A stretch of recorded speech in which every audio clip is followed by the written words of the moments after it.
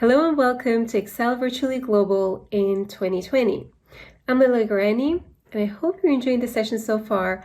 My session is about merge in Power Query and also how you can get creative with the merge functionality in Power Query to solve more complex problems that you might come across. So let me take you through the topics that we're going to cover in this session. First off, I'll start by introducing you to the merge functionality in Power Query. So in case you don't know it, this is going to give you a good introduction. Then I'll also take you through when merge is better than VLOOKUP.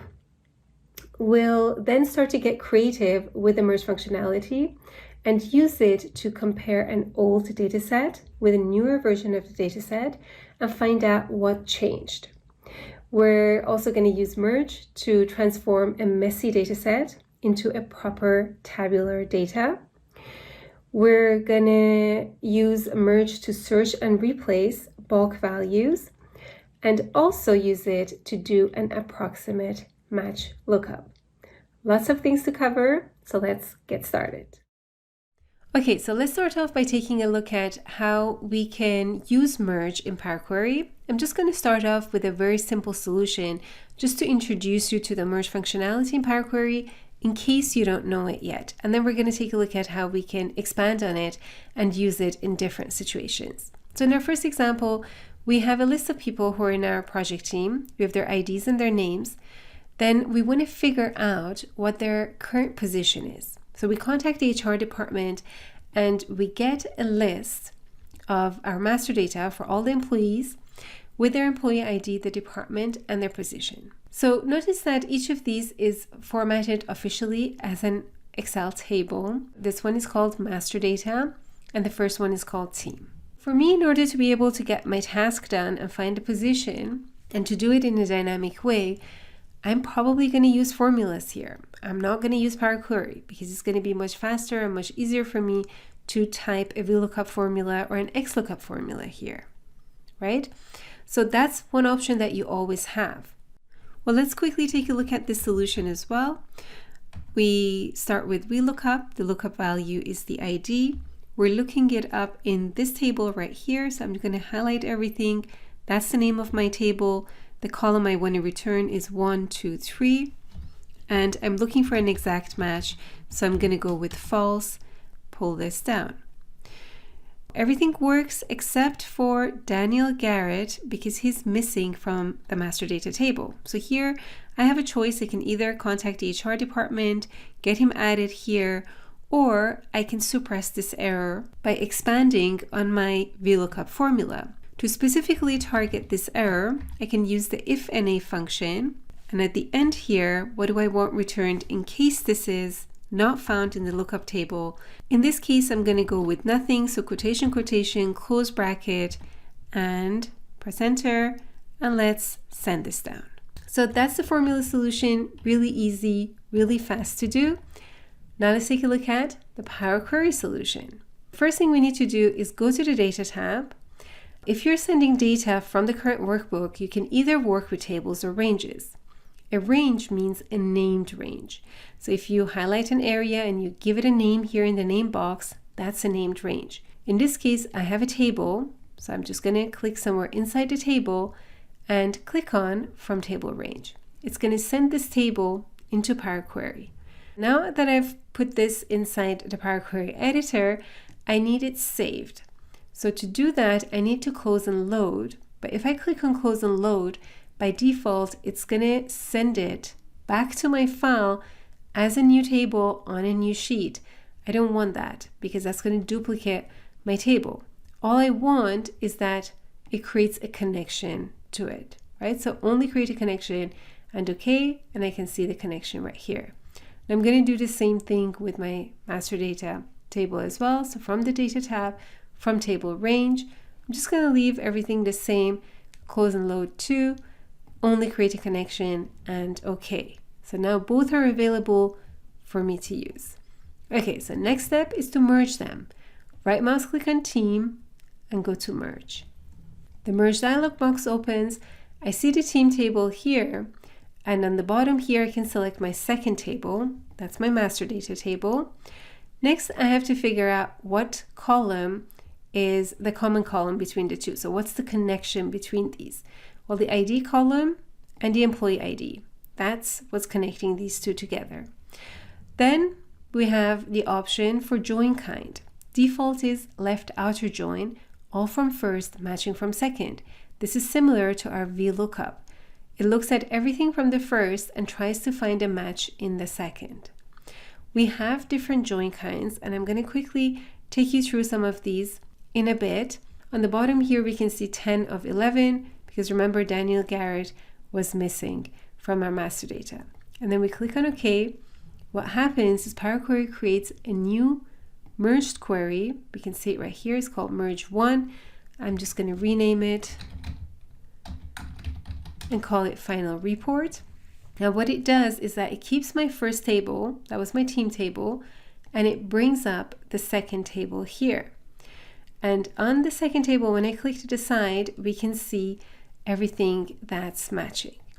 Right, so one thing actually to keep in mind is that anytime you want to go back and update your merge options, you can click on the gear icon here and you go back to this view. Another thing that I have to mention here is that the data type of the column that you select, the matching column, needs to be identical on both sides, right? So if this is a number and it's defined as a number, it has to be defined as a number here as well. Now things are going to get tricky too if your matching column is a text column, because Power Query is case sensitive. So you have to make sure that the letter case is the same on both sides. Right, so these are some transformations you can run on text columns before you match them. In our case, it's easier with just dealing with numbers, so we can just go with OK. Okay, so now that we have our match here, I can expand this column and then select what I want shown. I'm only interested in position, but if I wanted department, all it takes for me to do is put a check mark beside this.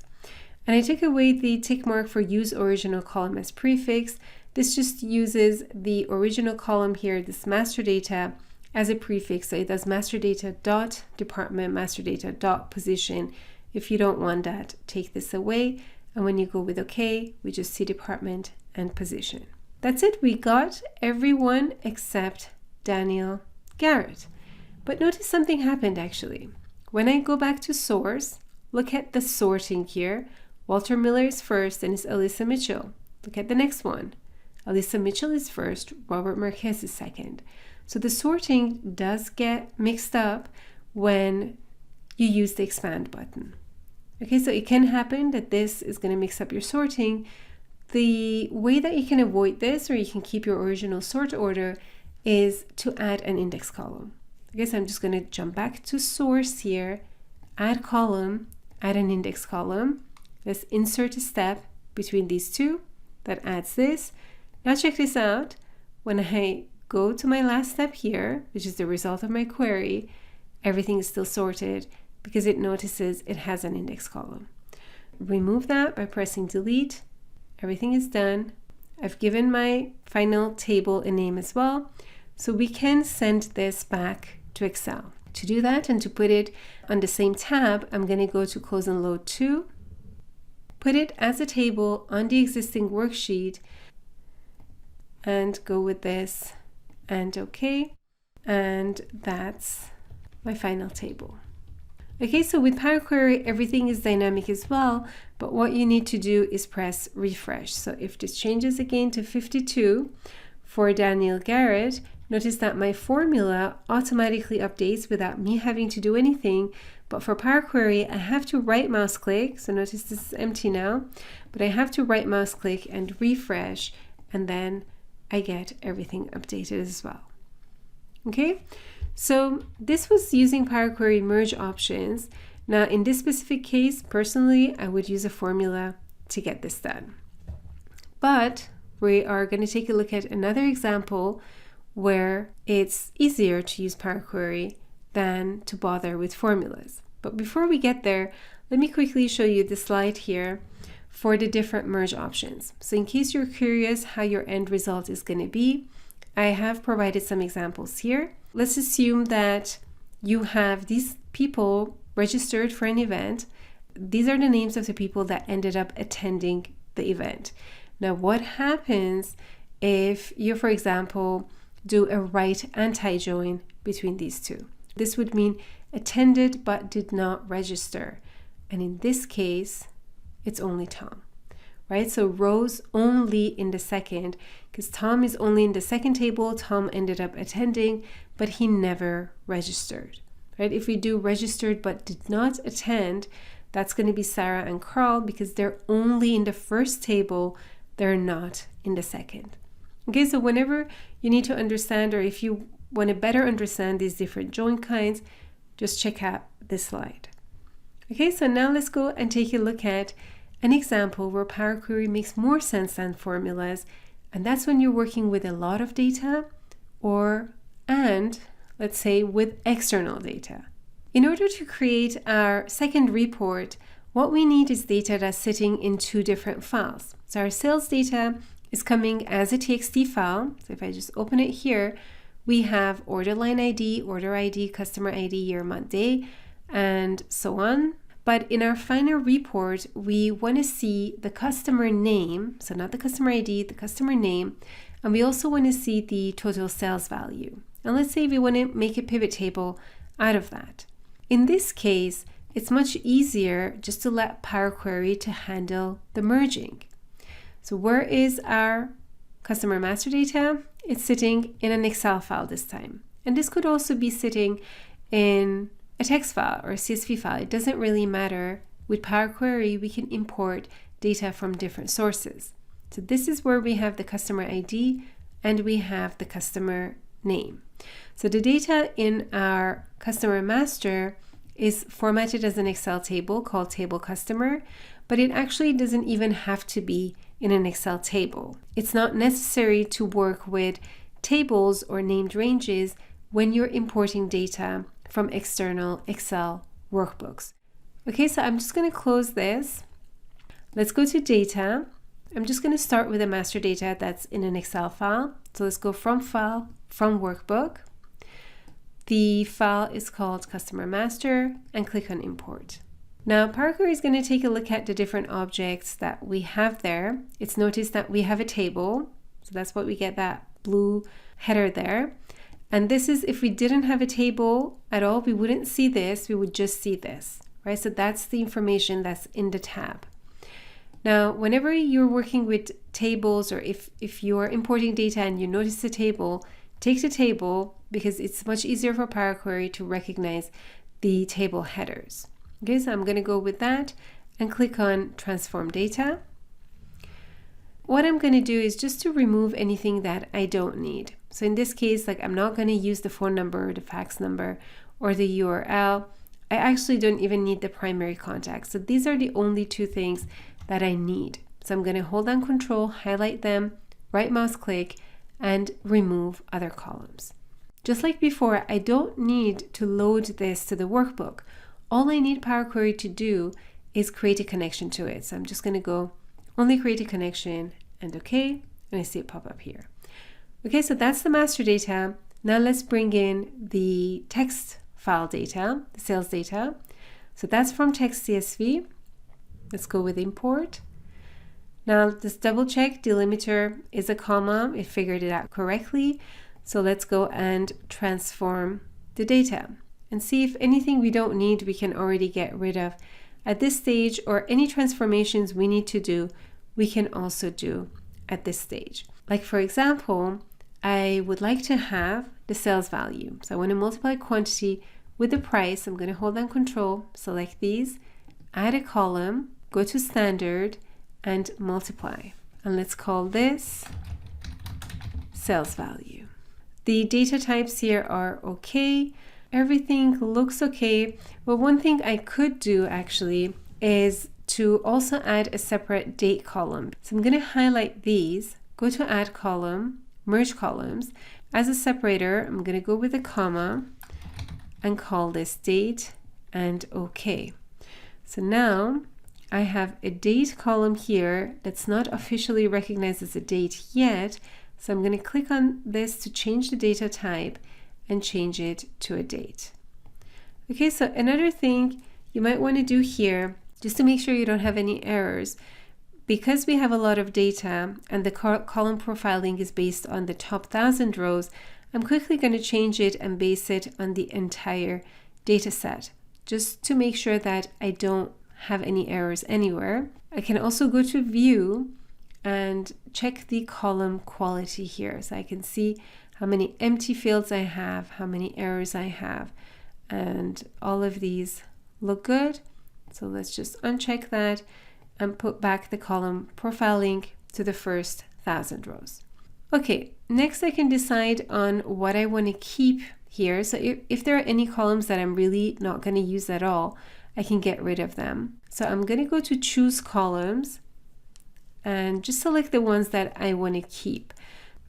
Okay, so I'll just keep these and go with OK. Now, as a last step, again, I just want to create a connection to this data set. I also have the ability to directly work on this to merge this table with my customer table, but I prefer to keep them separate and create a separate query as my merged query.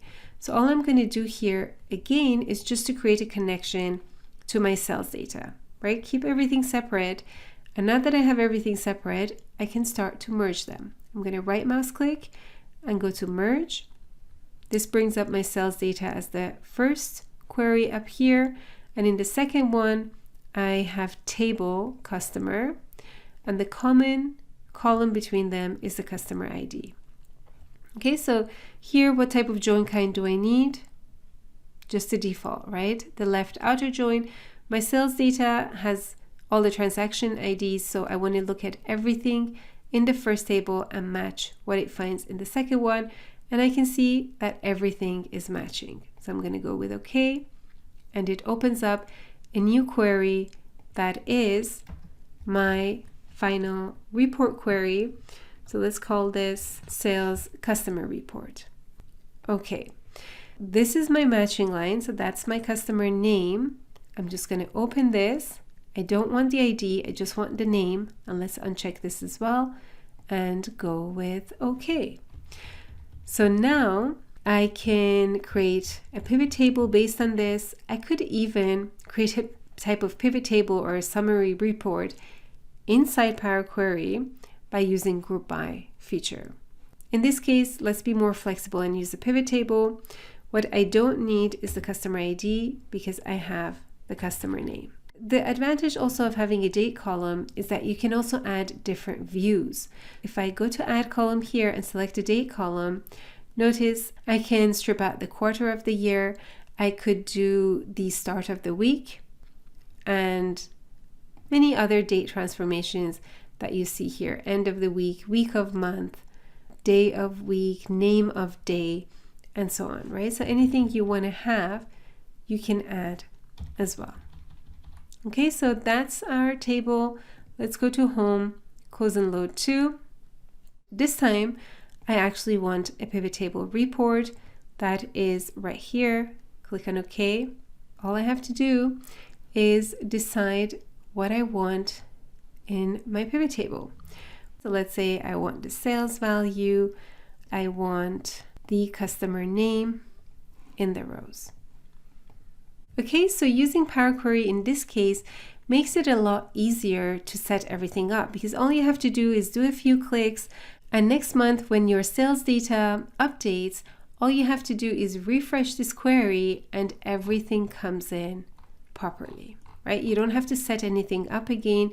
You don't have to expand your formulas. You don't have to do any calculations again. The sales value will be automatically calculated because everything we did is recorded in Power Query. Now, as a next example, let's go and see how we can use Power Query to do an approximate match. What we want to do is get the maximum bonus amount for each employee based on a new bonus scheme that's defined here. So here we have a small table. It's called T-bonus. We have the salary amount and we have the bonus percentage associated with each salary amount. Now here's the thing, the original bonus scheme was different. So each person was getting a different bonus amount. A lot of people weren't getting a bonus at all. So I'm just going to open up the original salary information. Here we have the position of each person, their name, their salary amount, and the old bonus that they used to receive. So you can see a lot of people weren't receiving a bonus, and the ones that were, it was just decided individually. So what the company decided to do is to change the bonus scheme and base it on the salary level. So what we want to do is calculate the maximum bonus amount for each employee and then only show the employees that receive a bonus. Now notice here that we don't have an exact match between the salary columns in this table and our salary information. So how can we get Power Query to do an approximate match lookup? For this one, let me fast forward to the solution and I'm going to take you through the steps. So this is our final result. We have the bonus amount per employee, and we're also showing only the employees that received a bonus. So how is this set up? Well, first I created a connection to this table right here. Then I also created a connection to the salary table. All the work is done in this query right here. So let's step back to source and bring up the merge options. I put T salary on top, T bonus on the bottom, and then I merge these based on the salary column, but to make sure I include all the information, this time I used a full outer join. Next, I expanded this T bonus and included those two columns, which was the salary and the bonus that we have right here. So these two columns are included. Now notice that obviously we don't get values everywhere, except for this one. This value also happens to be in our detailed salary table. Now all the way on the bottom, we get everything that is in our T bonus table that wasn't in the salary table. Next, I added a conditional column to combine this information. So the information from salary 1 and the original salary column is combined in one place. Basically, if this is null, take this value, otherwise take the value from our second table. Then I just added a change type step to make sure that it's a number. And then here's a trick to sort this in ascending order. The moment I sort the salaries here, take a look at the bonus column here. It goes from 0 all the way to the next bonus, and then all the way to the next one, and so on. So all I need to do here is to fill all the values down, filter out everything that's not a 0, and then multiply the bonus amount, the percentage, with the salary help column, rename it, and also filter out anything that doesn't equal to null, remove anything we don't need, and load to the workbook. Okay, that's it. So this is one way you can use merge to do an approximate match lookup in Power Query. Okay, so now let's move on to our next example, which is to find the differences between two files. So let's say you have a salary file. This is called salary current. Let's just open it and take a look at what's inside. Here we have first name, last name, start date, department, position, and salary. Okay, so in the current file, we have information up to line 78. Now let's say you're responsible for this file, but you have the suspicion that someone has come into your file and they've changed some information because things just don't look right. Now you know that you've taken a backup of this salary file. So I'm just going to bring it up right here. It's called salary backup. So you took this backup some time ago, and when you quickly take a look at this backup, you see that you have information going up to line 80, right? So something has changed in that current file. You want to compare this file, so the information that's sitting in your backup file, with the information that's sitting in your current file, and you want to find out what has changed. This is another example of where you can use Power Query merge function. So let's see how we can set that up. Now, we don't need that original file that we had here. Let's just open a brand new workbook. So I'm going to press Control N. Now this is where we're going to do our comparison. What we need are both files. So let's go to Data, Get Data, from File, from Workbook, because they're both Excel files. I want to get the salary backup and import. Now all I want to do here is just to create a connection to this file. But notice this time I don't have an Excel table. I just have the information that's sitting in the tab. So I'm going to select that and click on Transform Data. Now, just to be able to know from which file everything is coming from, I'm going to rename this to Backup Salary. And just double check the steps here. Well, they're not correct because Power Query promoted the headers. I don't need the first 3 rows, so let's remove them. Remove top rows, put in 3, and OK. I can promote the first row to become headers, and a change type step is automatically applied. So let's just double check to make sure everything looks good. This is our backup, all good. Let's go ahead and create a connection to this. So only create a connection and OK. Now we're going to repeat the steps for our current query. So since we have everything and the files are identical in terms of setup, what I'm going to do is duplicate this query because I'm a bit lazy and I don't want to repeat the steps. And then I'm going to jump back to the source step and change that to point to my current salary file. So salary current, OK, and OK. Now let's just double check. Remove top rows is good, promoted headers is good, and change type is good. And we're going to call this current salary. Okay, so now let's also create a connection to this. Close and load to. Only create a connection and OK. So we have both files available. Now let's take a look at what has changed.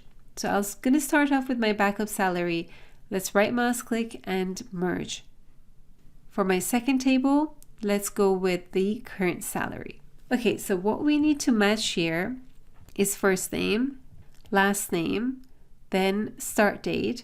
So as I'm selecting this, I'm holding down Control and you can notice the 1, 2, 3, then department, then position. And I want to compare this to first name, last name, start date, department, and position. Okay, so same order is selected on both sides. Now, because I want to get a full picture of anything that has changed, I want a full outer join. So I want all rows from both and go with OK. Okay, so now on this side, we have the new salary information here. So I'm going to open this up. Let's actually keep everything just in case an entire row was removed. And let's also use the original column name as prefix so that we know that they come from the current salary file. And go with OK. And now we can see our salary information and we can see our original information that we had in the backup file. So if I scroll all the way down, notice that there are no nulls on this side, but on this side here in the current salary file, I see some nulls. So it looks like these values here, these rows were deleted from the current salary file. But what about the actual salary amount? Was there anything that was changed? Well, here we can add a conditional column and check that. So let's go to add column, conditional column. Let's go with a new column called salary info. If current salary.salary equals, let's select a column, our original salary, which is called salary, then it means that everything is the same as before. So let's say we want to see nothing. Let's say null. Otherwise, we want to see it's changed. And go with OK.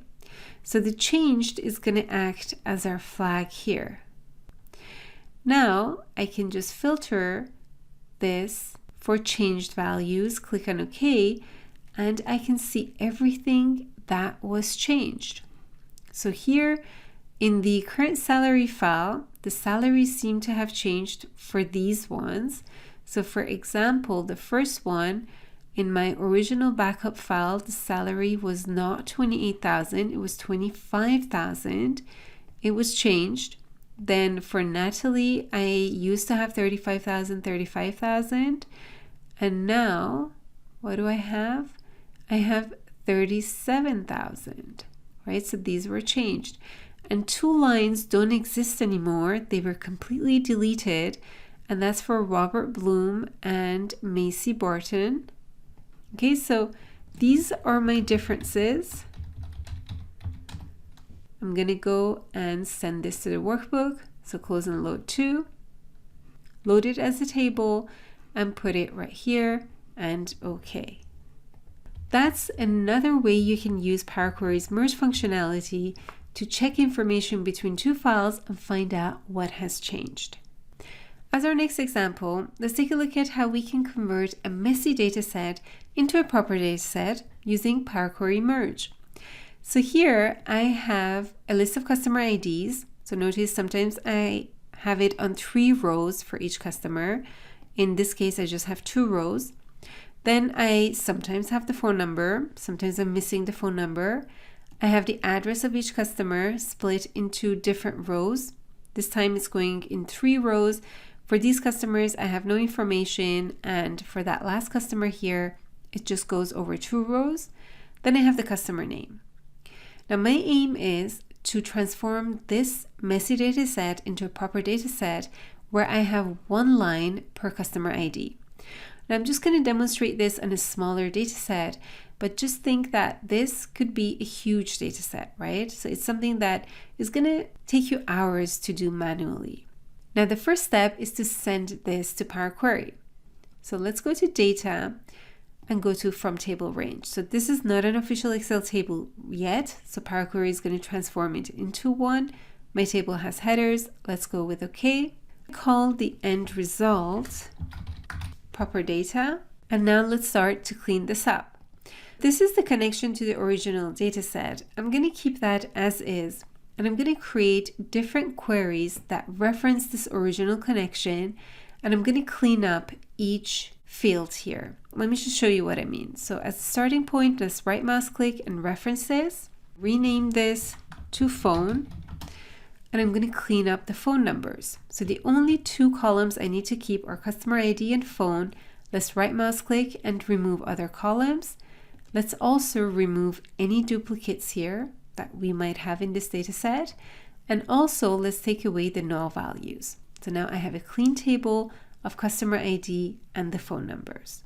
Let's do the same thing for customer name. Let's right mouse click, reference, rename this to customer, and let's just keep these 2 columns, remove other columns. Now again, I'm gonna remove duplicates and also remove any null values in there. Okay, so this is clean as well. Now let's do that for the address as well. Let's call this address, and I only want to keep these 2 columns, remove other columns. Okay, so now the challenge here is to get the address for each customer into a single line. First thing, let's just remove any null values here. So let's go with OK. To be able to get this into a single line, what we can do is to group the values by customer ID. So let's go to Transform and Group By. We want to group by customer ID, and this is going to be our details. As the operation, we're going to show all rows for each customer ID. And let's click on OK. For each customer ID, we get a table here where we can see the details. Okay, so now I can't expand this because if I expand this, I go back to where I was. Instead, what I want to do is to get a list for the address column. So here I'm going to go to Add Column, add a custom column. Let's call this Address. And what I want is for each value here to take a look at the details table and to give me the address column.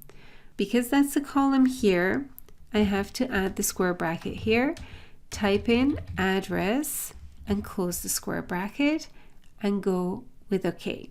So what I'm going to get is a list back. Now the difference between a list and a table is this. When I want to expand this, I get the chance to extract values, right? So check this out. When I select extract values, I can select a delimiter.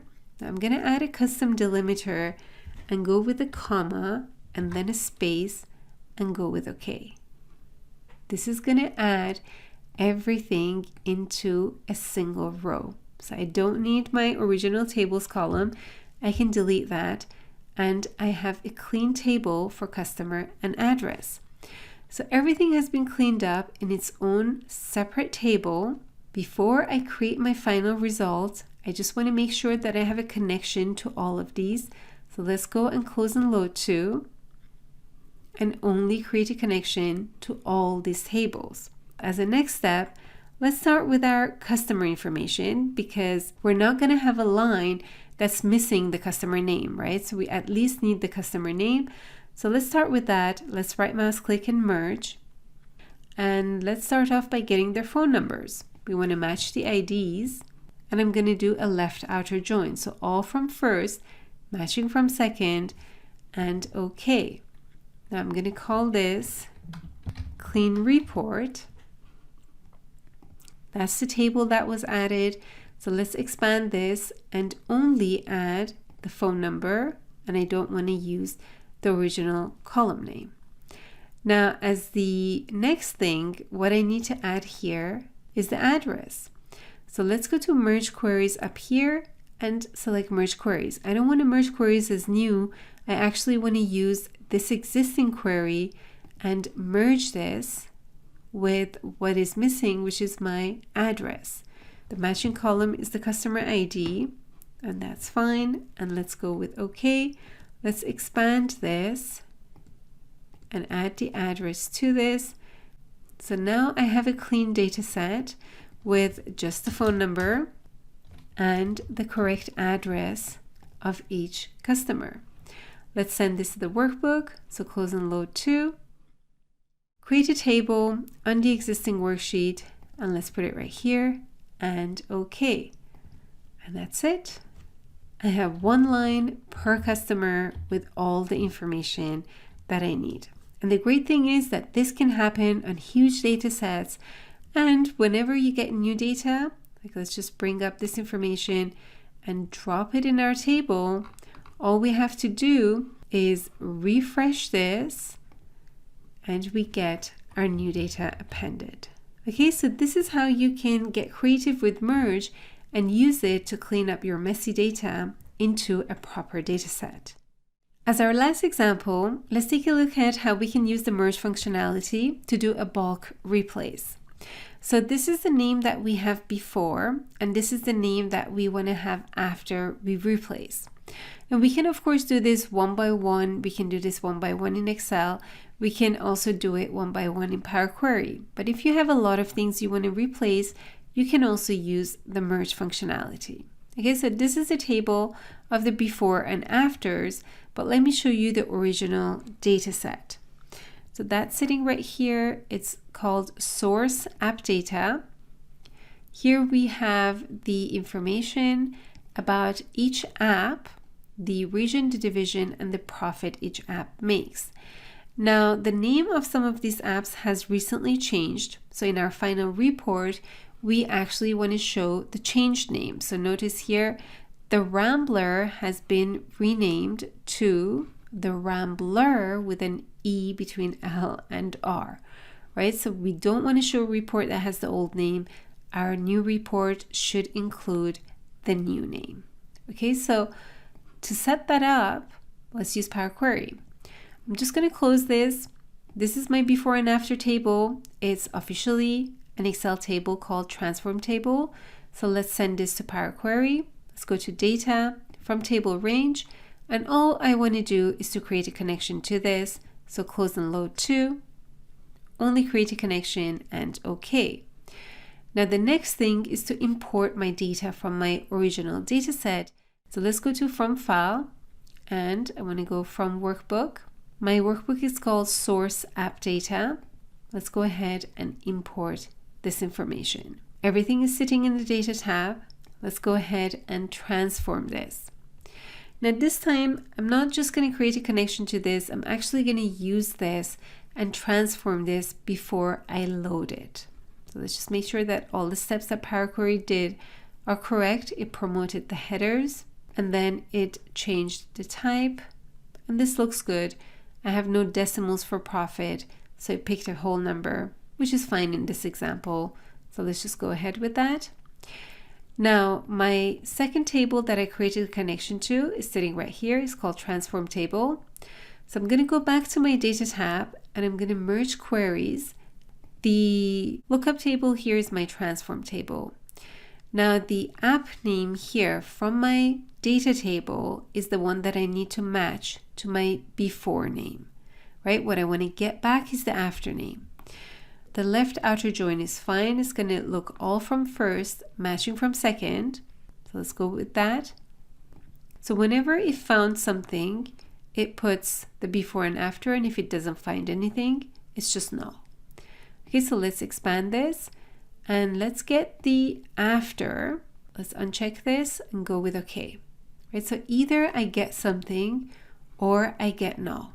It would be great to have a column that consolidates the after column with my original app name column, right? So I get the old app name if the app name hasn't changed. That means we can go ahead and add a conditional column. Let's call this final app name. So let's take a look at this. If the after name equals, let's go with null, then we want to grab the column from the original app name. Otherwise, we want to get the app name from the after column. Let's go with OK. This is going to give us the after name or the before name if it didn't change at all. Let's change this to a text field. Okay, so basically our task is done. I don't need the after and I don't need the original name. Let's remove these. All I need is the final app name and everything else. So now I can send this to the workbook, and if I want to, I can choose to create a pivot table out of this data. Let's do that. Let's create a pivot table report, and let's put it on the existing worksheet right here and go with OK. So this way I can get the profit of each app based on their final app name. Okay, so these are some examples where you can use Power Query's merge functionality to solve for more complex problems. So I hope this session gave you some ideas on how you can use merge on your own datasets. Now, before you leave, don't forget to complete this evaluation right here. And also, if you'd like to become a research participant, check out this link as well. Thank you for attending. I hope you find a lot of value in the sessions here, and I look forward to hearing your feedback.